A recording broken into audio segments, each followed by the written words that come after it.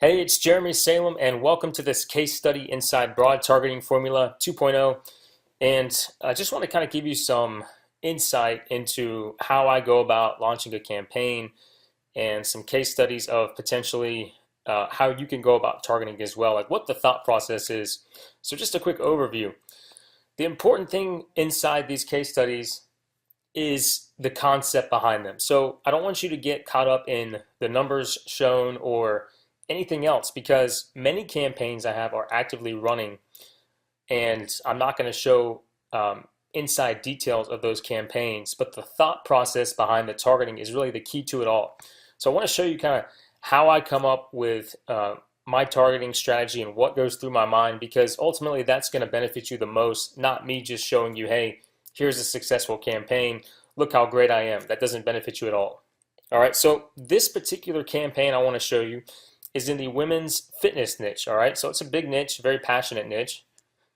And just over the last 30 days, you can see here this screenshot goes through January 6, 2016, depending on when you're watching this video.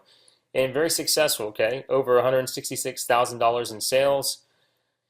And, pretty consistent. And we actually had to scale this store back a little bit because just running into a couple of supply issues and stuff like that. So this actually was higher at one point. But just wanted to show something recent, okay? Very successful. This case study, this 30-day period was very successful. So let's talk about the targeting that went into this particular campaign. All right, so when we started our targeting, our goal was to target women who want to look good and be in shape. All right, very simple, obviously a very huge market. But there's kind of a secondary qualifier. We also want to target women who might struggle to work out and eat right. All right, so our product kind of serves that market. So think of it like this: there's women who want to look good and be in shape, and they do work out a lot. They run, they eat right, and then there's another subset of women who want to look good and be in shape, but maybe they don't work out, they don't eat right, and that was the segment of the marketplace we wanted to go after based on what our product was. All right, so I want to be clear, it wasn't a supplement. So I think a lot of people may think it's some kind of supplement. It's not, because that's very difficult to run on Facebook. But we wanted to target women who might be interested in this fitness product.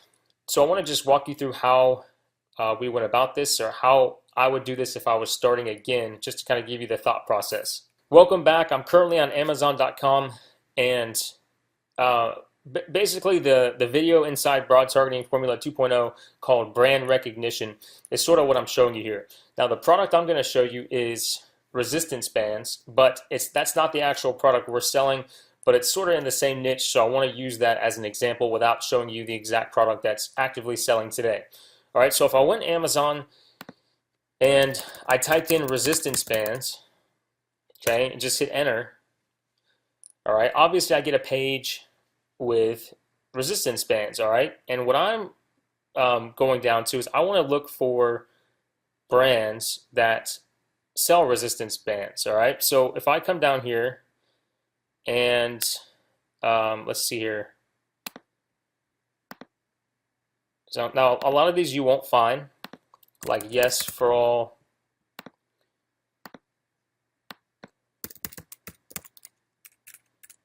body bands, okay. All right, so I find TheraBand Academy.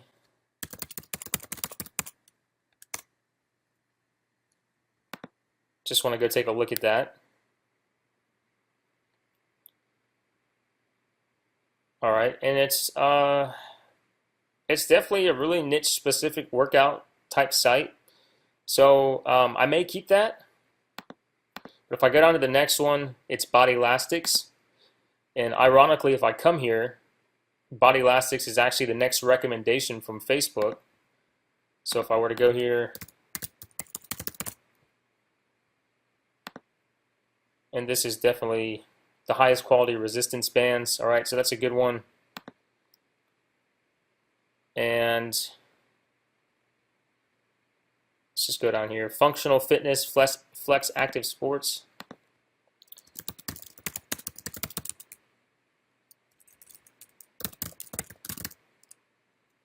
All right.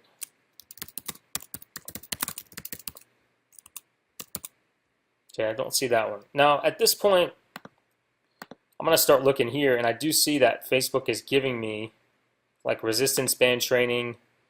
Even resistance band is a small enough audience, and that if that's the product I'm selling, then that's not a bad idea to at least test it out.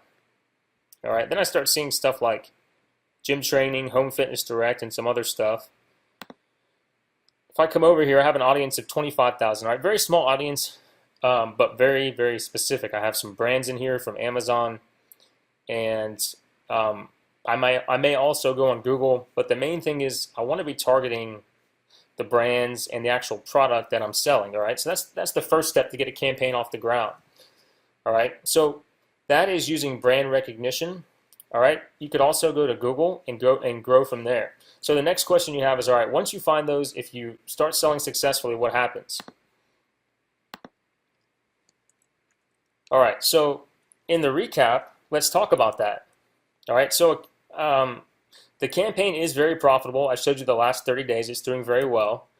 All right, now once it was successful with initial interest, we scaled beyond just initial interest, and we did that in many ways. We did that with demographics and with retargeting and all that good stuff. But one of the big things we did is we used data to discover our audiences into online dating. So ironically, when we put our big audiences in Facebook's Audience Insights, we saw that they had a big affinity for online dating. So then what we did is we took the data we had and we started targeting online dating type websites and with our product, and it's doing very well. So we've scaled beyond that. We've done some different things. And as always, with the more data you have, the better results you'll get moving forward. So just looking at this screenshot in the last 30 days, we've spent over $33,000, and we've had about a little over 7,400 checkouts, and each checkout's costing us about $4.49. And our revenue per checkout is generally in the 25 to 29 range. It varies, but let's say between $20 and $30. Obviously, we have the cost of the product itself, but even with that, it's very profitable. Our margins are somewhere between 30 and 35% overall in the entire business. Okay, not just on product, not just on ad spend, overall. So yes, we're spending a lot in a 30-day span, but it's because it's very profitable. You can obviously start smaller than that and scale up.